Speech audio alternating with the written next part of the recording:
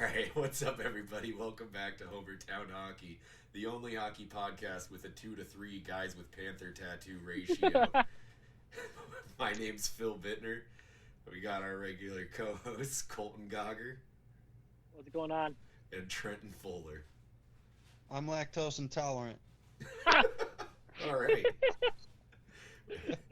we got our first Thank random you. fact of the 2021 season. So Bro, I love it. yeah, is this the part where Colt was supposed to take over?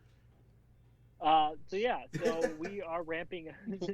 So we are ramping up towards the 2021 season right now. Obviously, with the coronavirus pandemic, it is going to be a condensed schedule this year. 56 games, realignment, a lot of things to cover and get to this year.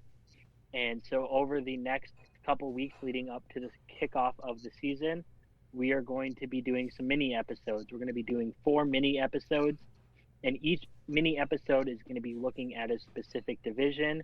And then finally, at the very end, for the fifth episode before the start of the season, we are going to be giving our predictions for everything, for awards to division winners to conference winners to Stanley Cup winners. So that's how this is going to work. And tonight we are kicking off our first episode of first episode for the mini series with the Canadian divisions, and we're going to start obviously with the Canadian divisions. I fucked that up so badly, but we're starting. I'm trying so hard not to laugh. You were talking with Whatever. your hands so much. I know. For an audio I do that. podcast. We need to have video of you in front of a podium for this podcast. So, anyways, of the 4 divisions that we are going to be covering tonight, we are starting with the Canadian division. It is arguably the division that the 3 of us know the least about, because we each have a team in a different division for this, and none of us have a team in the Canadian division. But we do have some things we want to say about each team in the division. So are you boys ready to get this underway? Let's go. I think Let's so, do this. Yeah. All right, sweet. So we're going to start off with the favorite to win the Canadian division, and that is the Toronto Maple Leafs. Boo. Get your obligatory Boston Bruins hate out of the way. That's all I got. Hey, they have a Okay. chance this year because Pittsburgh will take care of Boston and they won't have to worry about them in the playoffs. We're not there yet. We're not there yet. Fuck you, We're not Trent. there yet. Fuck you, Trent. There's a lot of talk for a season that hasn't started yet. Yeah, my and it's God. probably none of it's going to go my way. But back to the Maple Leafs. Back to the Toronto Maple Leafs. Basically, the big thing with the Maple Leafs this year is they're looking at a shift in perspective. They're looking to go from a young, fast, skilled team to a more grit and depth-based team. You add Wayne Simmons, Zach Bogason, and Joe Thornton to that. How did And, you just say that? Yeah. Bogason, I don't fucking Bogosian? know. Bogosian. Bogosian, whatever. Fucking Canadians. Bogosian, Sounds like a look to Canadian help name. add that grit and depth that they're looking for.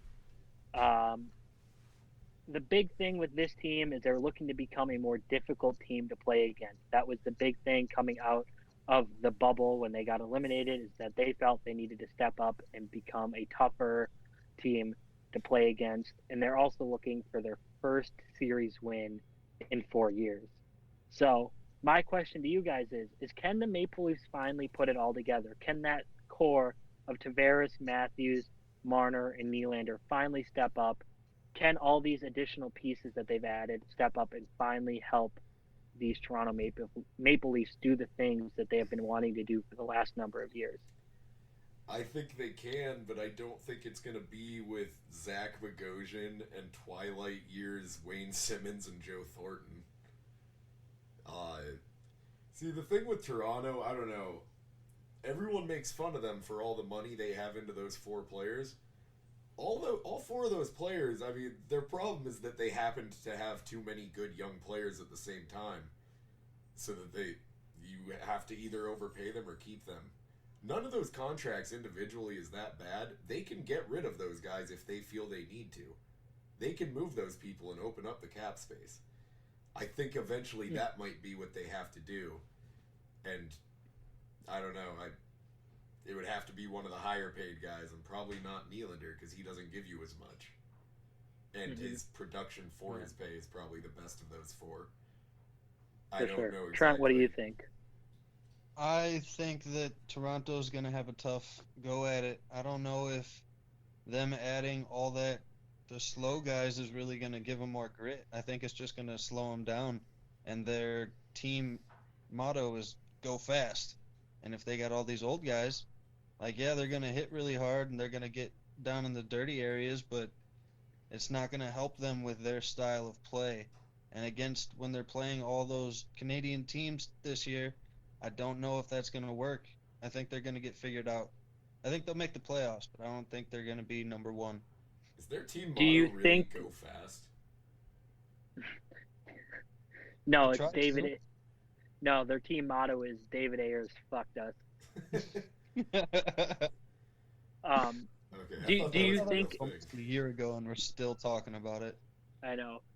But do you think the Maple Leafs do needed a shift in perspective, though? Do you think they truly did need to go from a younger, faster team to adding a bit of depth by adding those guys? Is that a valid shift in perspective, or is that just trying something new for the sake of trying something new?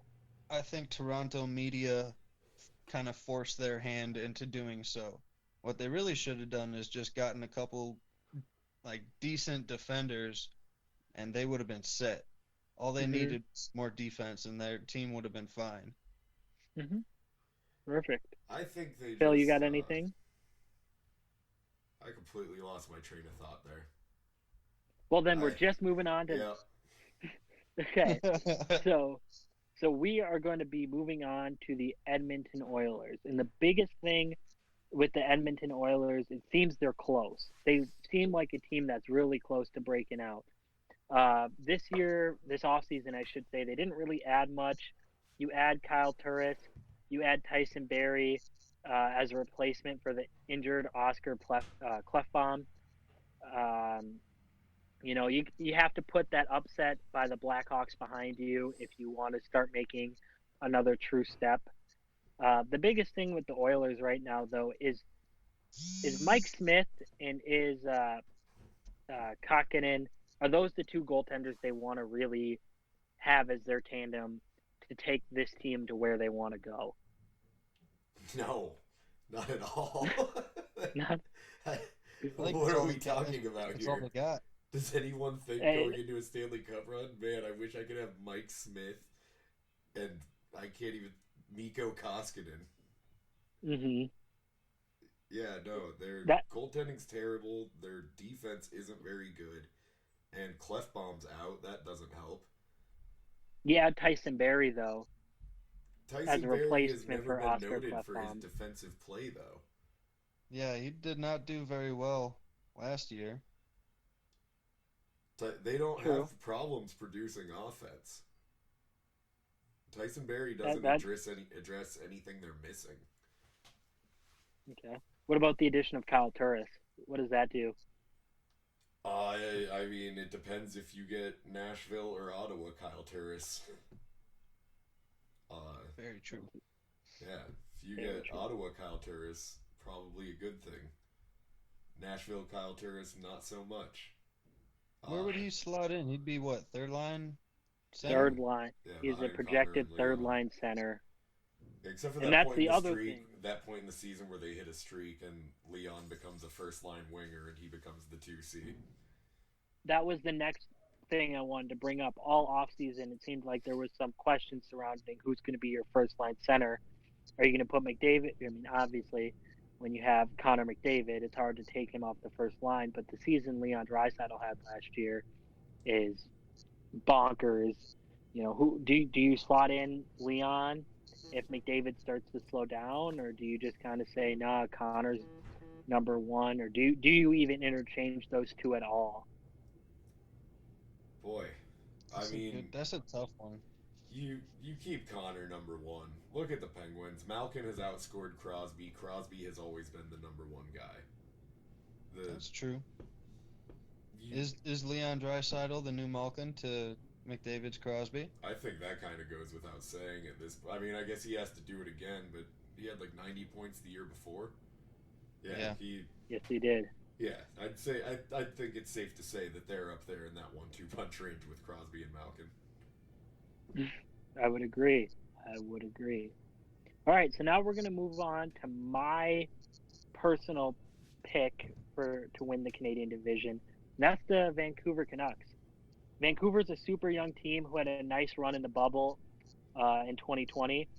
They look to build off that run that they had. You have now added Braden Holtby to that goaltending tandem with Thatcher Demko, with Jakob Markstrom leaving. You also add Nate Schmidt this offseason to help a really young blue line. And I mean, this is just a young team. They're fast. They do all the things you like. And they can outscore you. They can also be super physical with you. They can outskate you. My biggest question with Vancouver is, are they a cute story that made a run and might not do the same this year? Or are they an emerging cup contender if they can put all the pieces together? Man. God help their city if they're not. Goddamn Boston fans always bringing up the riot. No, I've been big on Bo Horvat for a while. One of the biggest stories in the last 20 years. Come on. God damn it. Yeah, I don't know, like, even this year, like, it was kind of it wasn't that out of nowhere. We've known Vancouver's going to be good for a while. I didn't expect it to be yet, but the way they were playing, and the only thing that makes me question it is just that Game 7 was so... That was one of the most one-sided games I've ever seen that Carolina wasn't involved with, in terms of just not letting the other team do a single thing. Right. That's obviously a cause for concern. It was also one game. Anytime you go with the young goalie, you're taking a risk, and even if Demko was going to be the starter, I would rather.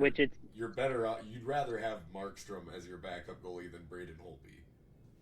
So it sounds like the plan in net is to have Braden play out his 2-year contract there as the number one goaltender, and then eventually have Thatcher Demko take over full time. And obviously Thatcher's going to get his share in net this year. I don't think it's going to be a true number one with a 2 rotational goalie. I think you're going to see a pretty even split with Braden getting a bit more looks than Thatcher. I think in net, the future of that team is Thatcher Demko. Yeah. I can agree with that. Yeah. I think that's most likely. There's also, I don't find it too hard to imagine him not turning out being as great. I just don't ever trust new goalies.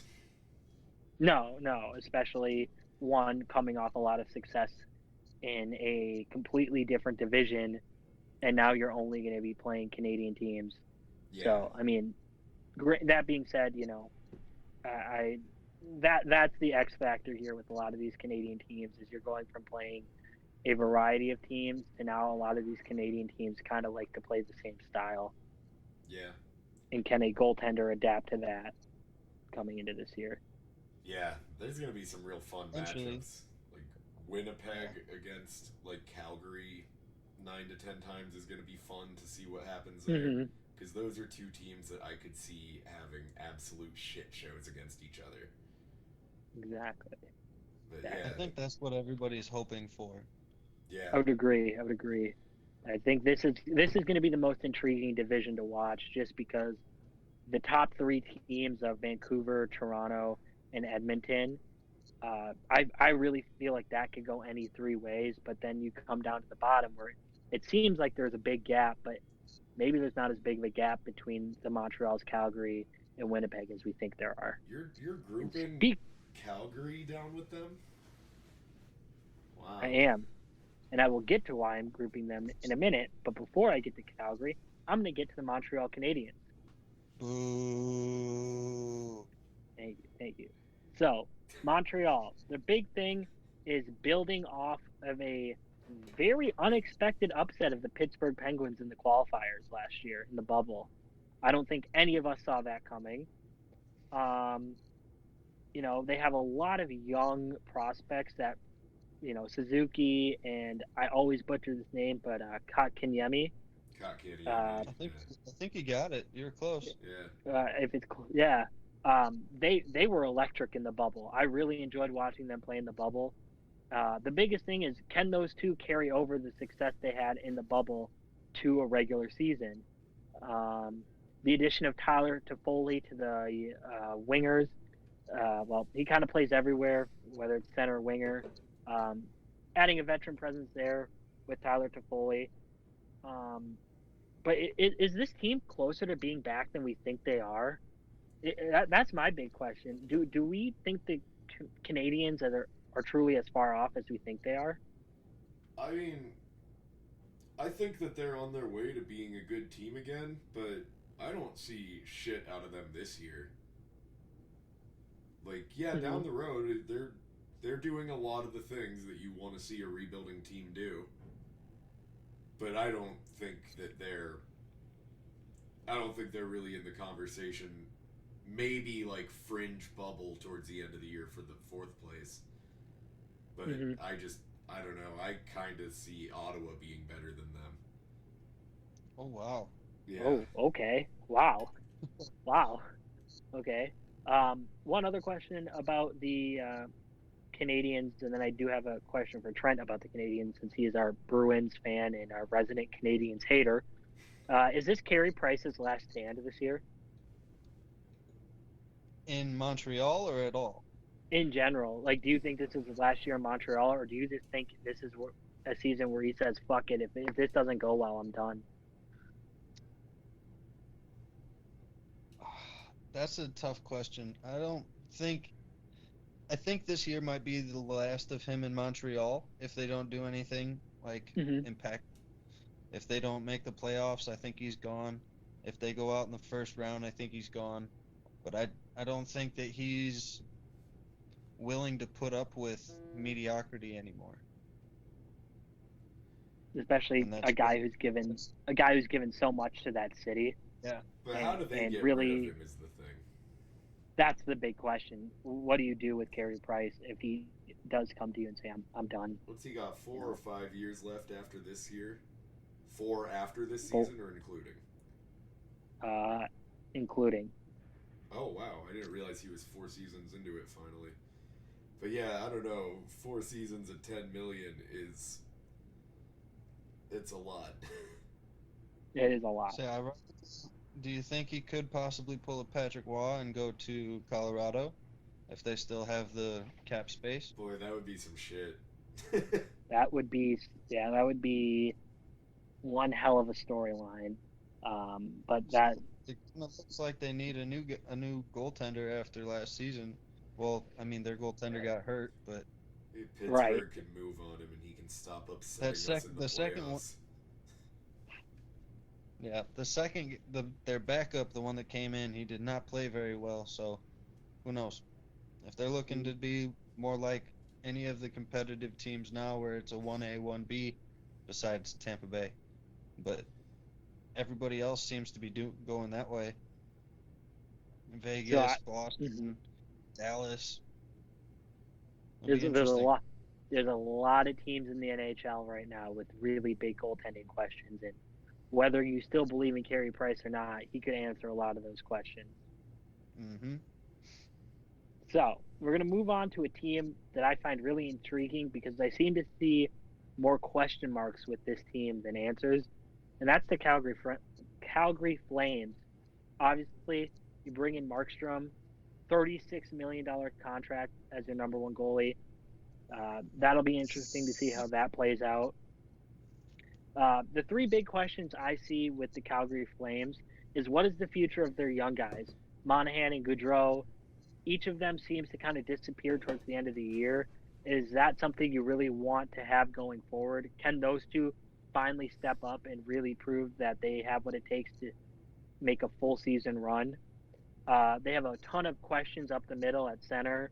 You add Chris Tanev, but they really, really lack depth up the center. And then Mike Giordano, former Norris winner, who took a big step back last year. Can he return to his form this year? And this is just a team that's full of question marks. I don't know what to think of this team. What do you guys think? I mean, I guess I don't know. Honestly, I look at I know they have problems, but you just look at the players they have, and it's hard to imagine them not being good. Mm-hmm. Like whatever shortages they have, they're still a team that plays well. Their goaltending For is better. they're a team that plays well for the first 3 quarters of the season. Yeah, that counts. They're as just one of doing those teams well. but they're a team that seems to, once it hits that back quarter of the season, seems to really, really lose a lot of steam every year. It's not the first team with a lot of young players that we've seen that from, though. You know, eventually it clicks once they get used to that grind. I don't know. I mean, I'm really just talking as far as the regular season. I think Calgary's going to be, you know, top 3, if not 2 in the division. I think they have a good chance of winning it. Interesting. I'm really excited for the Kachuk brother matchups. To me, the Flames are a team I see as a bubble or out team. They seem to be on that verge for me, and I think it's purely because of is Markstrom a player that had a good playoff run, or is he legit coming into his own now? And I think that's going to be the biggest difference for them. Yeah. Yeah, $30 million difference. It's a big difference. See, I've liked Markstrom for a while since the times when Vancouver fucking sucked, but I thought that he was a good goalie just getting screwed by his team. So I think that Markstrom is going to continue to just be a good goalie. I think he always has been. He just, you know, it's easy to not see that with that team. Right. I mean, some of their depth pickups, I like them picking up Dominic Simone. The guy doesn't score, but when he played with Crosby and Gensel, that was the highest points per 20 total, or points per 60 total of any other line pairing with Crosby and Gensel. And he passes to the guy that gets the secondary assist. I do like them adding a veteran presence in Chris Tanev. I think that's a sneaky pickup this offseason, is Chris Tanev being added. What do you think, Trent? I mean, I'm kind of a pocketed Flames fan. I think that there's a lot of hype about the team, and I think it just, like you said earlier, it depends on what Johnny Gaudreau and whatever Monahan do. Agreed. They're kind of the driving force of that offense, and if they're not going, the team's not going. I think that is. Oh, go ahead. No, go ahead, man. Oh, I don't think that Johnny Gaudreau is long for Calgary. I don't think so either. I don't think so either. That's the big thing. Printed. I don't think Gaudreau wants to be in Calgary anymore either, which might be why he kind of tails off at the end, where he just stops caring. Yeah, he just starts gearing up for the Stampede. Eating all the ham and cheese. Yeah. It's just all right, keep we're gonna making move references to another hockey podcast. For real. Pretty sure that's been known across the league, but okay. Yeah, that's true. I think that's one of the worst kept secrets in the NHL right now. What? I don't know. Fuck it. Okay. We're gonna move on to the Winnipeg Jets. You guys ready to move on? I am ready. All right. Winnipeg Jets. This is a team that all offseason the only name I heard was Patrick Laine. What the fuck happened this offseason with Patrick Laine? All we heard all offseason is, was he going to be moved? Is he going to be traded? All those kinds of questions, and nothing happened. Nothing came from it. This was also a team in 2020 that had a ton of health issues. They had lost a ton of people. not to mention the whole Dustin Byfuglien debacle with it ended up being his contract getting terminated. Um, you do have a Vezina Trophy winner in Connor Hellebuck, but if you want that dude to play his best, you got to get him help defensively, and they were absolutely fucking awful on the blue line last year, and that's a product of not being healthy. You add Paul Stastny back this year, him coming back to Winnipeg. I think that's a nice little pickup too because he knows Toronto knows Winnipeg, knows how that team wants to play. That could be huge. Uh, I just don't know what to think of the Winnipeg Jets. It seems like a team in flux right now. Yeah, I think they're going to be not very good. I think they're going to be a lot of fun to watch and have their moments, but they're going to ultimately be probably a pretty bad hockey team. I can agree to that. I really got not much to add after that. Like you said, the only thing that we really heard about the Jets was anything about Patrick Laine, and then nothing happened. Well, didn't they turn around and say they never even thought about getting rid of him or some shit? But there was rumors that. But that's what I mean. I think it's bullshit, but I was pretty sure I remembered them completely denying it. There were rumors that the front office had. So there were rumors all offseason that came out that the front office was gearing up for a Patrick Laine trade, and then some people came out and categorically denied that rumor, but it still kind of hung around all offseason. And obviously we're here at the end of December of 2020, gearing up for a January 13th start, and he's still on the Winnipeg Jets. So whether you believe those rumors or not, I mean, he's still there. The fact of the matter is he going to be invested this season after hearing his name thrown around all off season? I don't think investment will be the issue. Then again, I mean, a lot of what we've heard about Patrick Laine so far through his career, maybe it could be. I don't know. But I don't know. I mean, I think that last year he showed a major, big signs of maturity in how he changed his game. Just tell us what happened. I can see you. The Packers scored. The Packers scored. Hell yeah. Who was it? Devontae. Oh, of course. Has more touchdowns than some entire teams. Yeah. No. Putting us back on track. This team is just in shambles right now. I think there's a lot of question marks, and this is a team that I could see at the end of the season just blowing the whole thing up if it goes south quickly. Oh yeah, I think they need to be thinking about it. They're gonna move back to Atlanta. I don't think they're gonna blow it up that far. I don't think they're gonna blow it up that far. Oh god. Oh goodness. We need to see to it as our life mission, just to make absolutely sure no one ever thinks that the NHL in Atlanta is a good idea again. True. I think that is the only goal this podcast has, is that Atlanta never gets another We're gonna take a NHL franchise. Anti-Atlanta stance. It might not be the safest thing to do, depending on how aggressive we get. True. My boy Dave's from Atlanta, man. He'll fuck me up himself. And we're going to wrap tonight's episode up with the bottom feeders, as I see it, of this division, and that's the Ottawa Senators. And the big thing with this team is they're young. They have a ton of prospects, but they had a really good draft. Tim Stützle, Eric Branson, they had a good draft. They really did.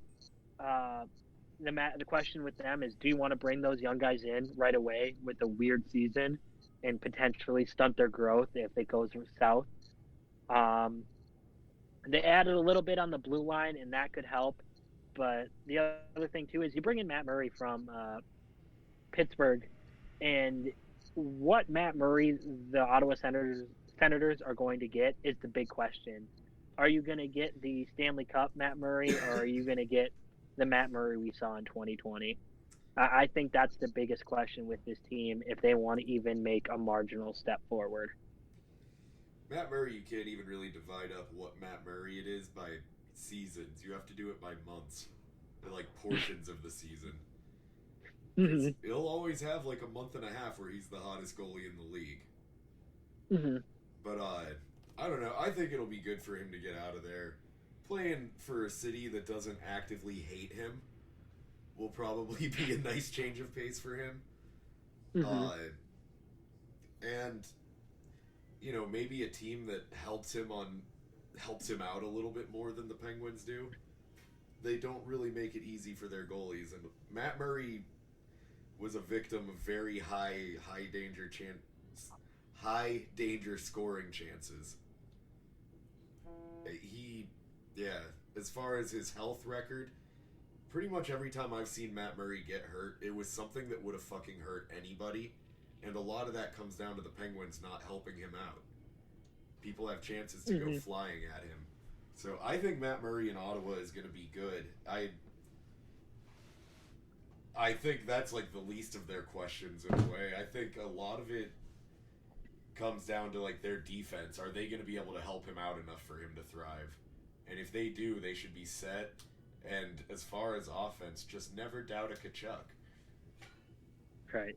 Trent, what do you think they do with those prospects? Like I said earlier, they did have a pretty good draft, and they seem to be making the right moves.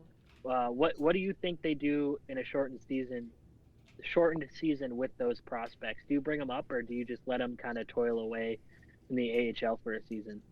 Well, me as the uh, comfy chair GM, I would bring them up just to get them some experience against NHL talent, kind of keep their legs underneath them.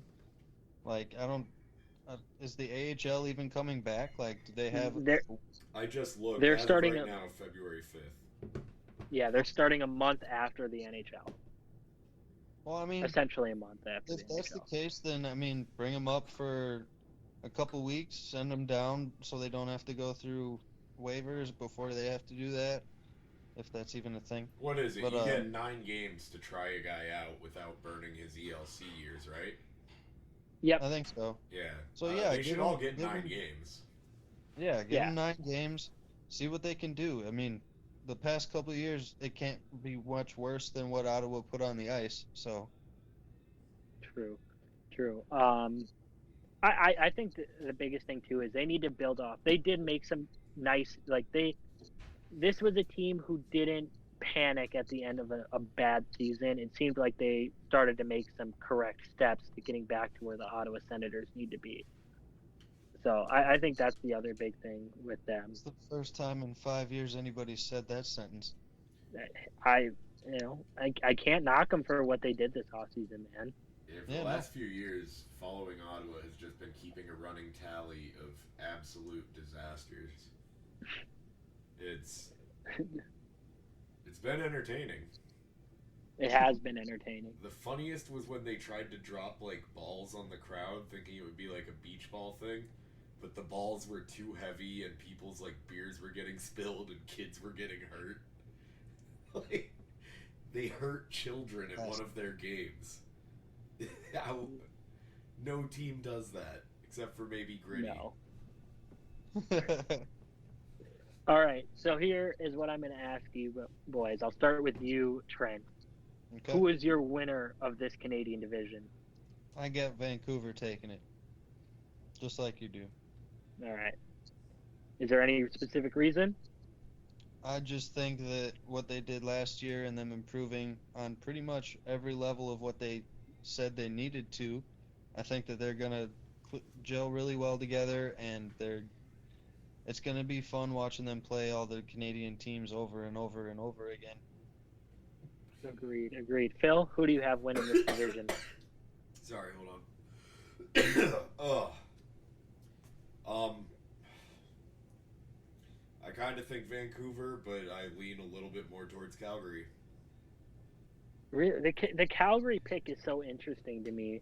Yeah, I don't know if I'd have them winning. Yeah. It's just not a. I don't know. The Calgary thing. There's just so many question marks all over the ice with that team. Hmm. And those question marks will probably lead to a lot of streaks where they don't play the best.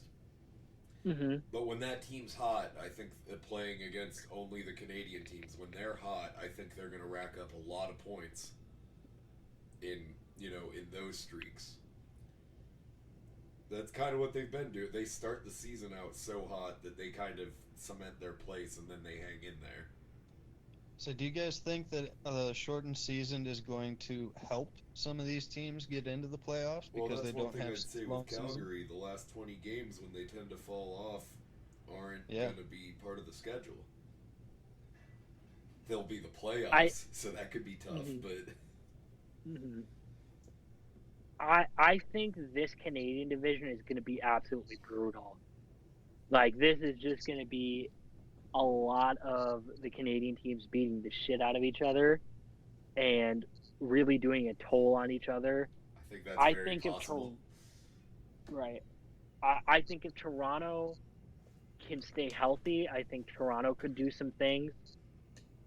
Just because that team is too well built, in my opinion, to not make a run. But I just don't see them overcoming a complete team like Vancouver if it came down to it. I mean, I think it might still be a little early to be calling Vancouver a complete team. I have a lot of faith in them, but like I said, I think that even if Holtby's going to be the number one guy, so Demko doesn't have to be the number one guy yet, which is good. But I mean, Holtby's a downgrade from Markstrom. Yeah, true. Yeah. I think Holtby left a bad situation in Washington defensively, and he's going to a little more structured situation in Vancouver, so that could be a plus. I don't know. This Canadian division just is an anomaly to me, just because this is potentially the most interesting division in the NHL this year. Yeah. Can I pose a question? Yeah. What two teams do you guys think will have the best rivalry at the end of the regular season? In this division? Yeah, in the Canadian division. It's the Battle of Alberta. Is that going to be the best rivalry, or that one's already started? Adding 8 games to it to fuel it is, they're going to be going into game 1 already playing the way teams usually would only play if they play each other 8 times a year. There was a goalie fight in this rivalry last year. Like, we have reached the peak of a rivalry when you have a goalie fight. I think there's going to be a lot more goalie fights this year, if that's the case. I think we might see a couple goalie fights this year. I don't think that's unreasonable to assume. No. I think Toronto-Montreal is an interesting matchup. See, but they were already in the same division, though. Yeah, but they've only been playing each other 4 times a year. I think like I said, Winnipeg, the way they play, I think them with those Alberta teams is going to get interesting. Specifically, I think Winnipeg and Calgary is going to get heated. Agreed. Wasn't Matthew Tkachuk the one that took out what's his name, Scheifele's ankle? Forgot about that. Yes, he was. Yes, he was. I don't think that was intentional, though. I don't think they. No, it wasn't really intentional, but I mean, it still happened. Yeah, I don't know. I think that those games are going to get really good. So I think an underrated rivalry is going to be Vancouver and Toronto. Like you guys said, they both are kind of the fast-paced, kind of north and south, not east and west kind of teams. Well, and neither of them being like particularly big, they're 2 teams who are actually kind of evenly matched if they get into nasty physical stuff. If Winnipeg gets its shit together, I could see it trying to be like, hey, we're not the little brother of Canada anymore, being the newest team here. And that team's already very physical, so I could see that team trying to be like, hey, we're part of this thing too. Like, I could see that team trying to impose its will a couple of times, as long as they get their defensive problems figured out. I could As long see as it doesn't Winnipeg. cut too much into the game itself. Correct. Yeah. I Correct. just don't think Winnipeg's defensive problems are surmountable. They They need it's a hard. trade or something. And do we know what happens They need if someone gets? Is there a 2-week quarantine if someone gets traded from the Canadian division? I believe it's only like a. They haven't really announced that yet. As long as you test negative. Yeah. There. Over these next couple of mini episodes leading up into the start of the season, the more we learn, the more we'll talk about it, especially when it comes to COVID protocols. I'm sure we'll talk about it at length at some point in time. Oh, looking forward to that. Right. So we're gonna take a trip down to Florida and go watch a Panthers game. Yeah. God. Exactly. That actually sounds like a great time, but no. Speaking of insurmountable issues, there's I just don't see Ottawa pulling themselves out of the bottom of this division. I just don't. You just watch them. No, I mean I don't. I don't see them doing that, man. There's just too many issues. Ottawa, I see more as being 5th or 6th, not like moving up to the top. Mm-hmm. Maybe So like going into really like 20 well. games left. Maybe there being a prayer of them squeezing into 4th in the playoffs. I'm not putting a lot of faith into Ottawa, but I think that they're better than people expect them to be. Oh, by the way, I can see that.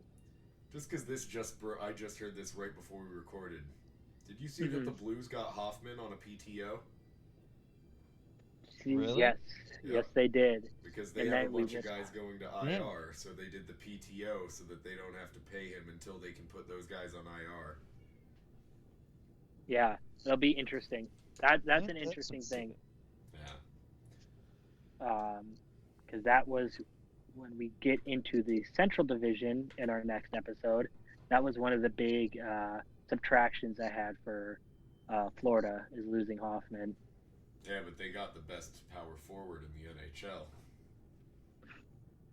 They do, but we are getting ahead of ourselves with that. Looking forward to the Central Division, so we are going to wrap up this Canadian Division preview, and we will come at you later this week with a Central Division preview.